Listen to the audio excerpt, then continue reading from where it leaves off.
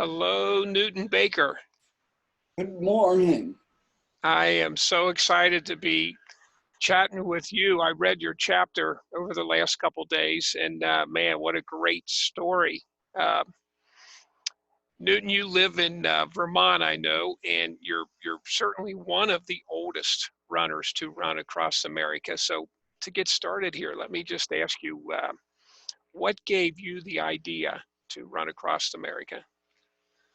Well, I was really into baseball, and when I no longer could get a catcher to work with me so I could keep up with it, I switched to running local um, fun runs.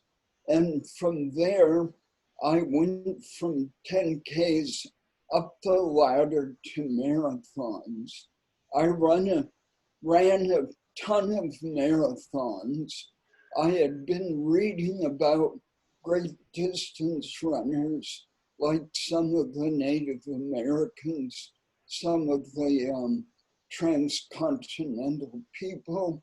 I had read Jim Shapiro's book, Notes from the Running Across America, Notes from the Breakdown Lane. Meditation from the Breakdown Lane. I think That, almost all of us.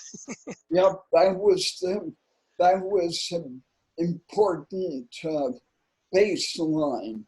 Then I was on a 24-hour relay team in Westport, New York, with a bunch of Central Vermont runners. And while they are doing that, I observed Kehit Yeter, a Turkish runner, one of the best in the world, and Johnny Canoe, a famous ultra runner with a limp. And I said, what are those guys doing? Somebody said they're doing the whole thing alone. I thought, that's interesting. So 10 years later, I came back. I entered, ran the thing solo, did 102 miles, and stopped with 2 hours to go, thinking I should save a little so I can do more later. And along with reading about Native American runners who ran long distances, I was aware of the possibility. Eventually, after running tons of marathons, I did 100-mile, 24-hour races, and then graduated to multi-day races. Wow. Well, I'm going to just read one thing from your chapter. It's the way you start your chapter off, and I love this quote. I'm going to read it. It says, why do I do this? To do something peculiarly difficult to such a perfect pitch that we catch the universe, understand it, write it, and live. William Stafford. What a great way to start your chapter off. And so everybody knows who's watching this short video here, Newton is one of 27 authors who have written this book that's on the screen right now, Across America on Foot, and all 27 of us have run or walked across the country. So I absolutely love the way you started your chapter off. That's a great quote. I'm going to get rid of the book here so we can go full screen. And if you don't mind, Newton, I also noticed in your chapter that you ran across with a group. Kind of tell us what that group was about. Well, it was an eclectic group of people who signed up to run an official US ATF Transcon race. I knew none of them at the start. By the time I finished, of course, we became great friends. Along the way, I would say things went extremely well, given all the dimensions that can be involved in doing this. we did have some moments of difficulty, but we overcame them and moved on. How many runners were in your group? 12 people started, 7 finished. And how about the starting point and the ending point of your run? We started in Huntington Beach, California. Happened to be on my birthday, wow. January 16th. And we finished in Washington, D.C., July 2nd, 1915. Wow, that is truly amazing. So 12 started, 7 finished, and the purpose, from what I gather from reading your chapter, was like a medical study. Well, the Boston Marathon doctors wanted to do a study set up by one of the runners who was a professor at a university, and he got a grant to do so. Bryce Carlson set the study up, and one of the most fascinating people was Daniel Lieberman, with a Pulitzer Prize-winning book, How the Human Body Works. And he was in charge of hitching us up to all kinds of electrodes before, middle, and after to study our gait and our foot strength. And at the finish, I have to tell you a quick story. He said, I predicted one of the people who would finish was you. I said, well, why? And he said, well, at the pre-race dinner, you were the only person who ordered a glass of milk. All the other people ordered a glass of beer, and your foot strike was correct. So I knew you wouldn't be influenced by what other people were doing. And along the way, I loved drinking milk. It's my staple. I became known as the milkman. That is amazing. I don't know if you saw the interview I did with Chris Fennell. I did. A few days ago, and he was the only one that I had ever heard of. And I actually met with Chris, and milk was his staple running across country too. So now I've met 2 people, and I guess your reasons are the same. It's milk and chocolate milk. That is amazing. Now you said that what kind of tests did the doctors do? Did they study your heart? Did they study your breathing, or was it just a gait thing only, or what exactly did? We have 3 different periods of wearing a heart monitor, I think for 5 days, which was rather difficult and cumbersome for me.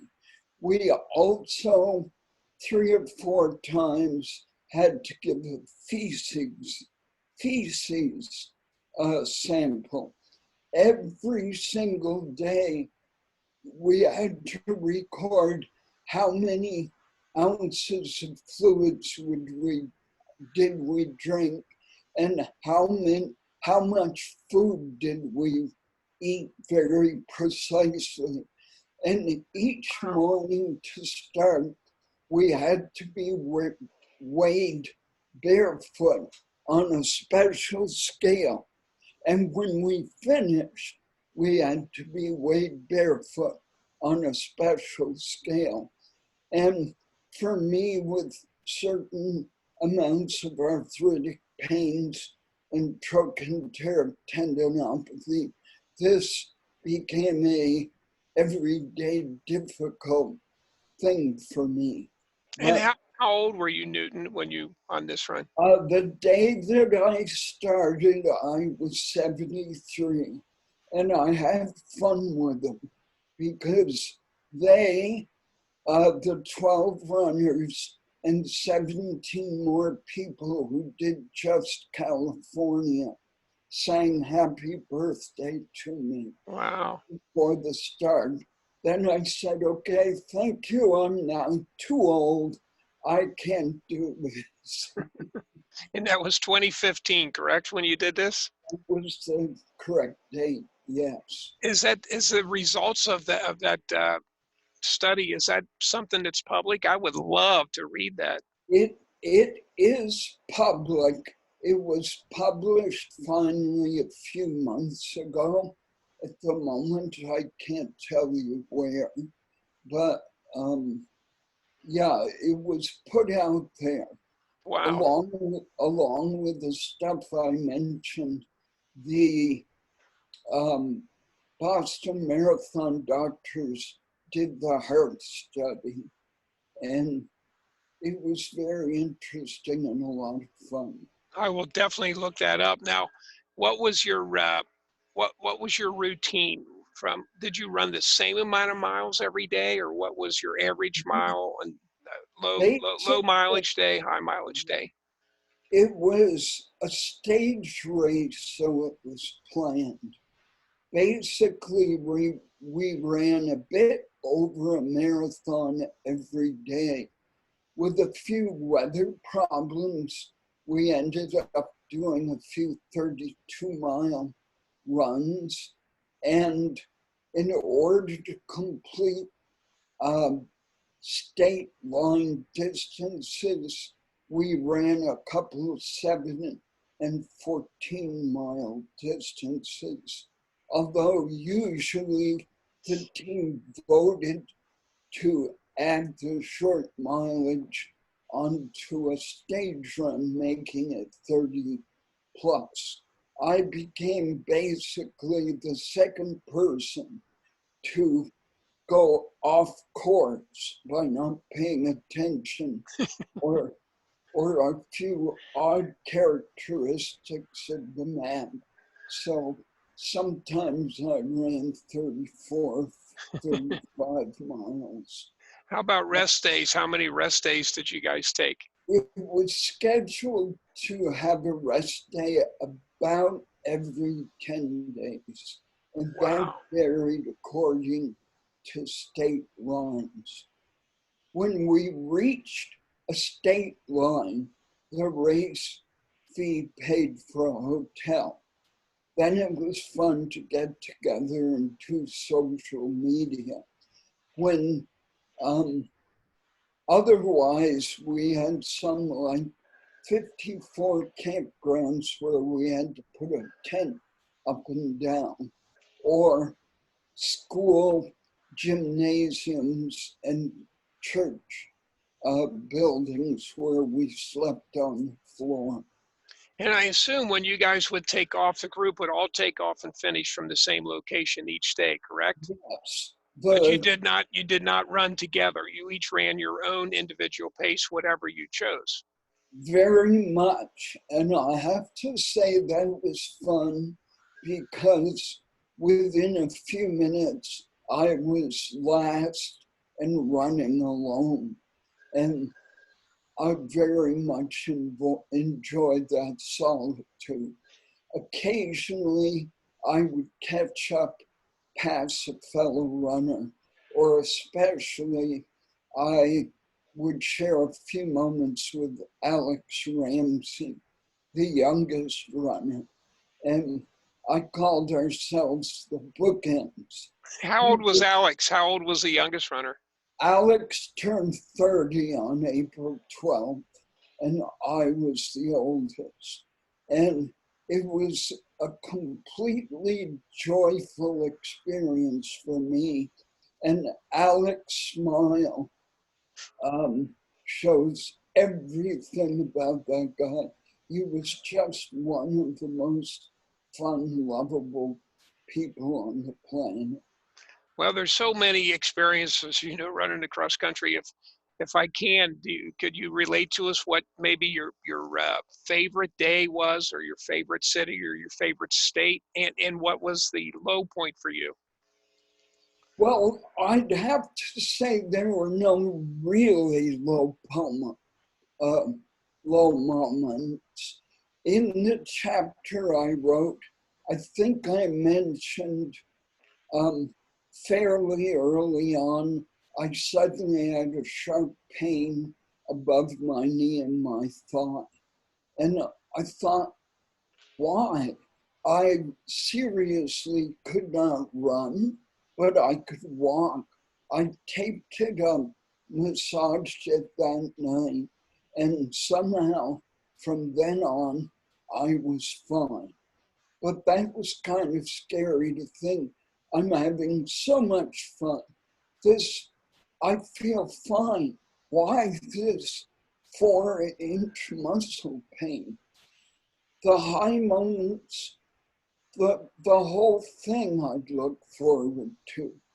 And by finishing, that was the greatest experience. But I'd have to say a defining moment was running into the young woman who intercepted me in Mississippi. I did not recognize her till she told me who I was. And she had been a student in the 5th grade in Montpelier School, where I Wow. taught. And I had known her as a basketball player. I'd known her dad as the coach. And that was just a really fun, surprising moment. Wow. Well, Newton, I tell you, every chapter in this book is unique. It's across America on foot. It will be available on Amazon sometime in early to mid-March. And your chapter just adds so much to the book. It's you're the oldest certainly in our book, and absolutely loved reading it. I can't wait to meet with you in person. I'm sure we'll either meet at the somewhere along Nick Eschel's finish of his run this May and June, or at the end of that, or if not, I think I told you our son lives in Hanover, and next time I visit Sam, I'm going to drive up to Montpelier. But what a pleasure getting to know you. I can't wait to meet you in person. Or I'd be happy to drive to Hanover too. I like to go to the bookstore there. Now, are you still running? Oh yeah, I've done 10 miles each of the last 2 days because the weather was warm. I'll get in one more today, then the weather turns bad again. But I've a 6 multi-day race schedule for 2020, the hardest of which will be 10 days unsupported, a Lazarus Lake race across the heart of the South. And But I have to try. what are you, 78 now? Is that? I am 78 now. Wow. You're an inspiration, Newton. Remember our book, Across America on Foot, will be available on Amazon sometime in early to mid-March. Can't wait to meet you. Thanks so much, Newton. Well, I certainly will run into you in Montpelier, New Hampshire, and I appreciate the amazing work you've done with the interviews, with setting up the whole idea. Thank you very much. Thank you for participating. I'll talk to you soon, brother. Thank you.